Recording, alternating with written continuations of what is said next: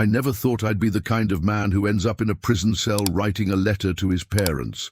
But here I am, 8 months into a 2-year sentence, staring at blank paper under fluorescent light, trying to find the right words to explain how my life fell apart in a single afternoon. My name is Daniel Mercer. I'm 32 years old. I was a firefighter for 7 years, the kind of job that teaches you to stay calm when everything around you is burning. Turns out, nothing prepares you for the fire that starts inside your own home. I had a wife, Melissa, same age as me, sharp, ambitious, the kind of woman who walked into a room and immediately owned it. She worked as head nurse at Harlan Medical Center, one of the most prestigious private hospitals in the state. I was proud of her. I told people that all the time. I had no reason not to be.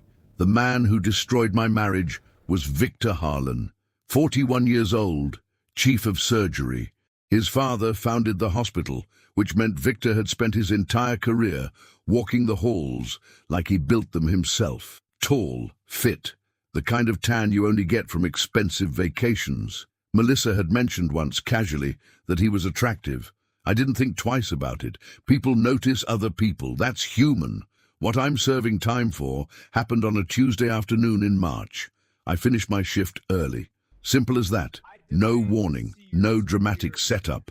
I just came home 4 hours before I was supposed to. There was a black Tesla in my driveway. I didn't recognize it. Melissa's car was gone. The front door was unlocked. I want you to understand something before I continue. I was not an angry man. 7 years as a firefighter will either break your patience or build it into something solid. Mine was solid. I had never raised my voice at Melissa, never, not once in 4 years of marriage. But what I found upstairs that afternoon turned something in me I didn't know existed. This letter is for my parents. I need them to understand why I refused every plea deal offered to me, why I chose prison over a signed silence, and why I have absolutely no regrets about what I did next. The story starts the moment I walked through that door. I stood in the doorway for a moment, looking at that car. Sleek, black, expensive, the kind of vehicle that announces itself without saying a word.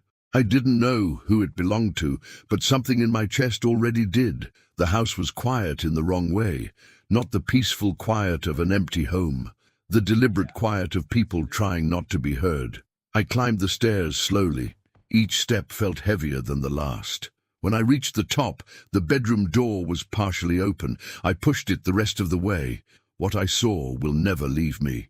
Melissa, Victor Harlan, in my bed, in the house my grandfather left me before I ever met her.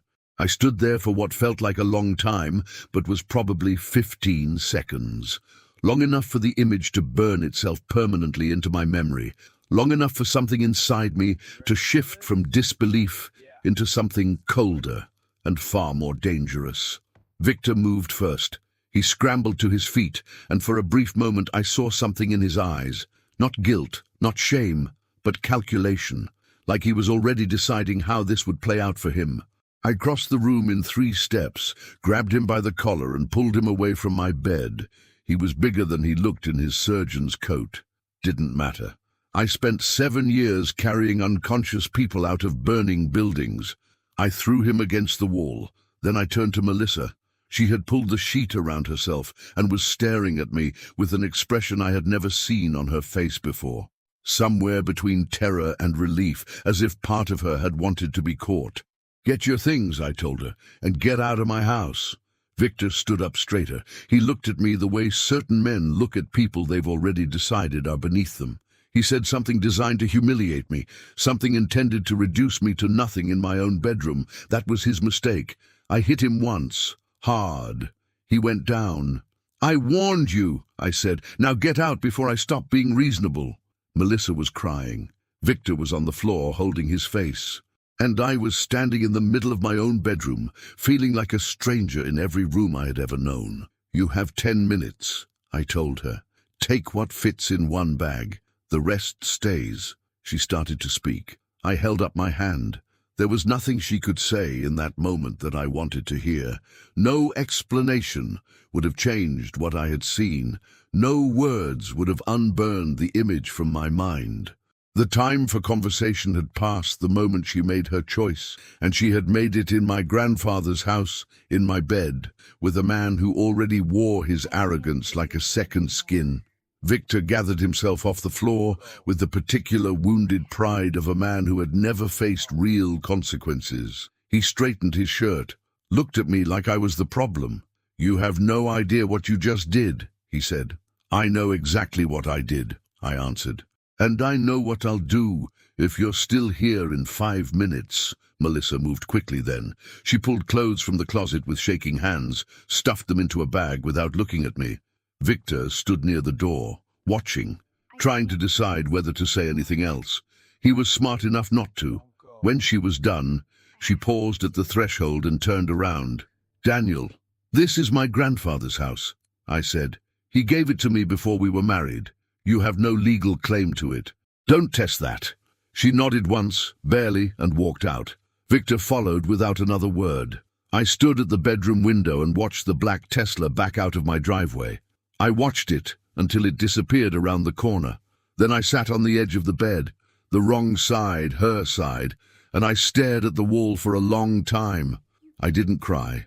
I didn't rage. I just sat there while the life I had built quietly collapsed around me. Then I picked up my phone and called my lawyer. The police arrived at my house that evening, not because I called them, because Victor Harlan did. He had gone directly from my driveway to the emergency room, then directly to the sheriff's department. By the time 2 officers knocked on my door, he had already filed a detailed report documenting every injury with the precision of a man who understood exactly how the legal system worked, because he had spent years socializing with the people who ran it. The charges were serious. Malicious assault causing significant bodily harm. Potential sentence of up to 10 years. I was taken in that night. The following weeks moved in a blur of holding cells, arraignments, and conversations with my attorney, a sharp, pragmatic man named Giles, who had the quiet confidence of someone who had seen worse and survived it.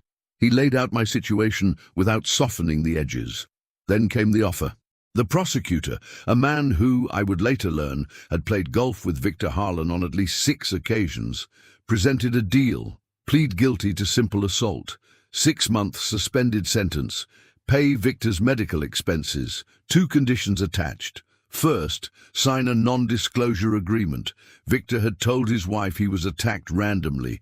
He wanted that story to stay intact. Second, agree not to file for divorce until Melissa and I had completed 10 sessions of reconciliation counseling. I read the offer twice, then I put it down on the table and looked at Giles. "They want me to stay married to her," I said. "They want silence," he said. "The marriage condition is cover." I thought about it for exactly as long as it deserved. Tell them no. Giles leaned forward. "Daniel, if this goes to trial and the jury doesn't sympathize, tell them no." He nodded slowly. He didn't agree with me, but he understood me, which was enough. I was not going to sign away my right to the truth. I was not going to sit in counseling sessions with a woman who had brought another man into my grandfather's house, and I was not going to let Victor Harlan buy his way out of what he had done. Some things matter more than comfort. Prison is quieter than people expect. Not peaceful, just quiet. The kind of quiet that settles over a place when everyone inside it has already processed their shock and moved on to the slower work of waiting. I was big enough and calm enough that I didn't have many problems. 7 years of firefighting had given me a physical presence that communicated something useful in an environment like that.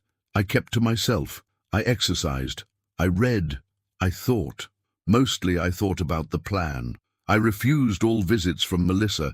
The first time she came, I heard her voice in the hallway and asked the guard to remove her before I ever saw her face. She was still legally my wife, but that word had lost all meaning for me. It was just a piece of paper now, and I intended to change it. My sister called 3 times. She had apparently been speaking with Melissa, and her calls had a particular tone, careful, diplomatic, building towards something forgiving. After the third call, I added her to the list of people I wouldn't speak to. It hurt. I did it anyway. Giles visited regularly. He was businesslike about it, which I appreciated. No sympathy, no small talk, just strategy. The divorce was stalled. Melissa had refused to sign the papers unless I agreed to either the counseling, Victor's condition repackaged, or 3 one-hour meetings where we could speak privately. My lawyer advised me to take the meetings, get it done, move forward. I agreed to 3 hours in the same room as the woman who had broken everything because the alternative was remaining legally attached to her indefinitely, and that I could not accept. The meetings were hard in ways I hadn't prepared for. She didn't make excuses, she didn't blame me, or the distance that comes with shift work, or anything so convenient as that. She said she had been foolish and selfish, and that she understood I would never forgive her. She said she hoped I would find someone who deserved me. Then she signed the papers. 8 months in, with 4 months remaining on my sentence, the divorce was finalized. I was nearly free, and the plan, which had been taking shape slowly in the quiet of my cell, was almost ready. The morning after my release, I walked into Giles' office, wearing the same clothes I had worn the day I was arrested. He didn't comment on that.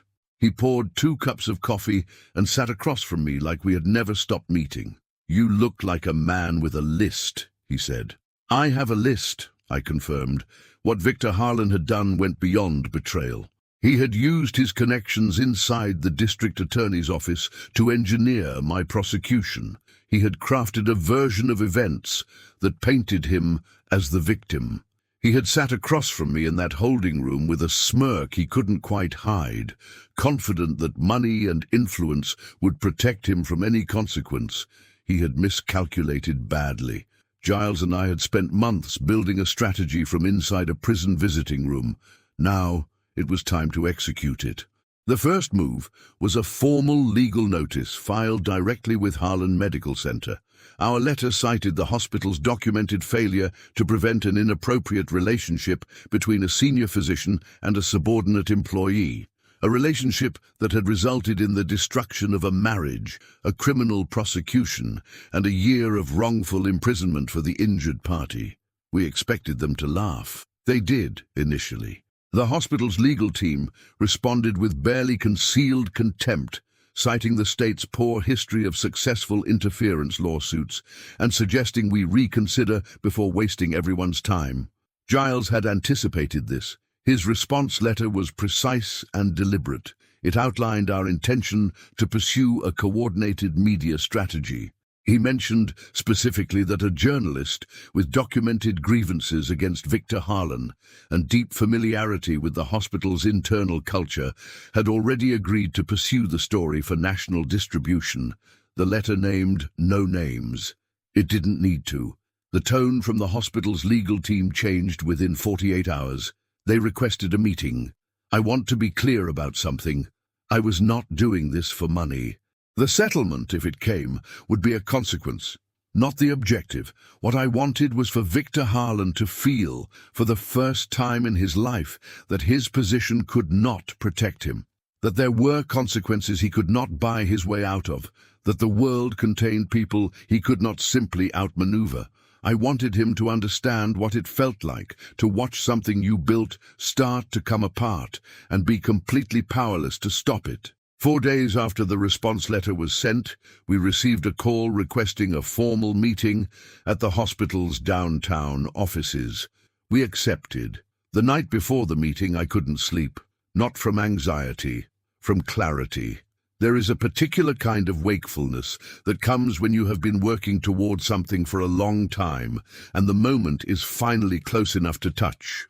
I lay in my childhood bedroom. My parents had insisted I stay with them after my release, and stared at the ceiling, running through every possible version of the next morning. Giles had prepared thoroughly. He had documented everything: the timeline of the affair, the prosecution, the plea deal and its conditions, the NDA Victor had tried to make me sign, the golf outings between Victor and the prosecutor, the medical reports Victor had submitted with suspicious speed and detail. But the most powerful element of our strategy wasn't legal. It was human. Giles had a contact, a journalist named Patrick, who had spent 3 years covering healthcare industry misconduct before a story involving Harlan Medical Center had been quietly suppressed under pressure from the hospital's board. Patrick had been waiting for an opportunity to revisit that world. Our case gave him everything he needed and more. We weren't going to court first. We were going to the public. The story we intended to tell was simple and devastating. A firefighter, married 4 years, comes home to find his wife in bed with her powerful employer. The employer, rather than facing the human consequences of his actions, uses his personal relationship with a prosecutor to turn himself into the victim. The husband is convicted, serves a year. The employer negotiates a plea deal designed not just to avoid accountability, but to force the betrayed husband to remain married to the woman who wronged him. It was the kind of story that didn't need embellishment. Patrick had already drafted an outline. He had sources inside the hospital willing to speak about Victor's pattern of behavior. This had not been the first time, apparently, though it was the most visible. The story was ready to move the moment we gave the signal. We were not bluffing. When we walked into that conference room the next morning, I carried that knowledge with me like ballast. Whatever they said, whatever they offered, whatever posture they adopted, I knew exactly what we were prepared to do if the meeting failed. And that, more than anything Giles would say, was what would determine the outcome. I buttoned my jacket in the elevator. Giles looked straight ahead. "Let them speak first," he said quietly. "Always," I said. The doors opened. We walked in. Victor was already in the room. I had not expected that. I had assumed his partners would handle this without him. Cleaner, less volatile. But there he sat at the far end of a long mahogany table, flanked by 2 senior partners I recognized from the hospital's public profile. William Stanton, whose family had co-founded the institution, and Peter Cam, the quietest and by reputation, the most respected of the 3. Victor looked different than I remembered. Thinner, less certain.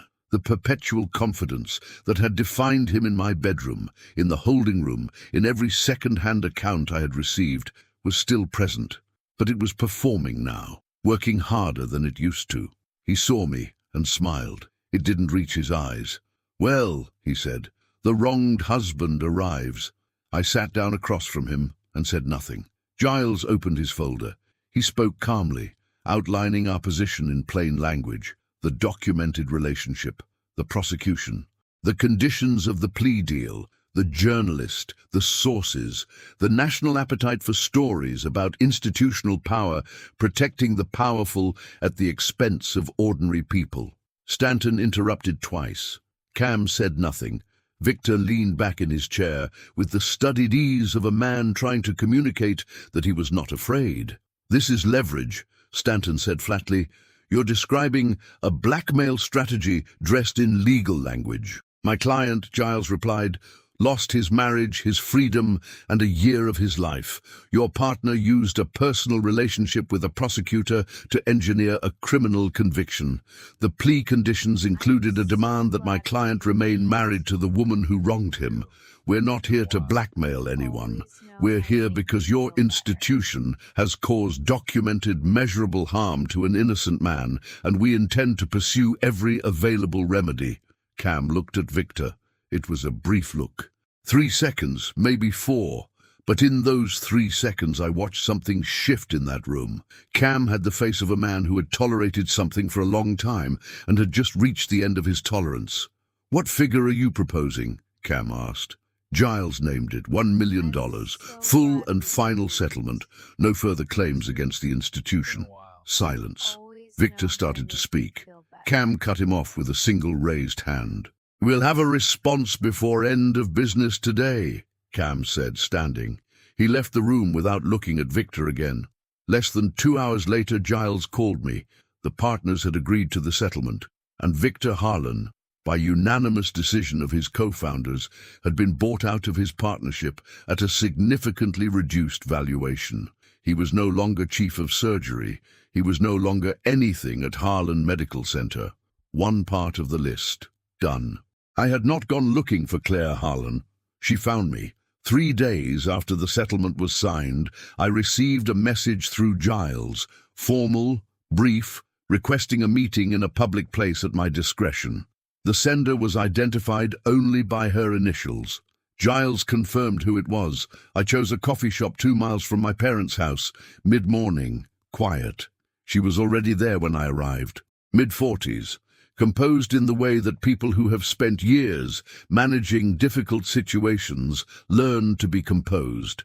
She stood when I approached, offered her hand, and waited until we both had coffee before she said anything of consequence. "I know who you are," she said. "I've known for some time." "Then you know why I'm here," I said. "I know why you think you're here," she said, "but I suspect the reality is more complicated." She was right about that. Claire Harlan was not the woman I had constructed in my imagination during those months in my cell, the unknowing wife, blindsided and devastated. She was someone who had spent years navigating a marriage to a man whose faithfulness had always been negotiable, who had made decisions about her own life accordingly, and who had arrived at a point of cold, quiet clarity about what she wanted the next chapter to look like. She was not interested in protecting Victor. She was not interested in a settlement or a negotiation. She was interested, she told me directly, in ensuring that when the ground shifted beneath him, and she was certain it would, it shifted in a direction she had chosen. "He thinks I don't know," she said. "He's been wrong about that for years." "What do you want?" I asked. She looked at me steadily. "The same thing you do," she said. "Accountability, on the record, witnessed." She had 3 children she intended to protect. She had financial independence she had secured carefully and quietly over many years. She had a lawyer she trusted and a plan she had already begun to execute. What she needed was one final element, something documented, something that could not be denied or reframed or negotiated away. She needed Victor to understand, fully, completely without ambiguity, that the life he had built on the assumption that consequences were for other people had finally run out of road. "I have an idea," she said, "but it requires your agreement." I listened carefully. When she finished, I set down my coffee cup and looked at her across the table. "When?" I said. "Next Friday," she said. "He'll be home by noon." The plan was straightforward. Elegant even in the way that the best plans are, not because they're complicated, but because they don't need to be. Claire had arranged for a process server named William Fox to be present in the house, seated in the living room at 11:30 on Friday morning. His role was simple. He was there to serve Victor with formal legal documents. Divorce papers filed that morning, along with a civil suit for emotional damages that Claire's attorney had been building quietly for months. Claire had told Victor by text that morning that she needed him home by noon for something important regarding the children. He had pushed back. She had been firm. He came. I was not in the house when he arrived. The door was open. Fox was seated in the living room in his suit, calm as a man waiting for a bus. Victor demanded to know who he was. Fox told him to wait, that Mrs. Harlan would be down shortly and would explain everything. Victor came upstairs.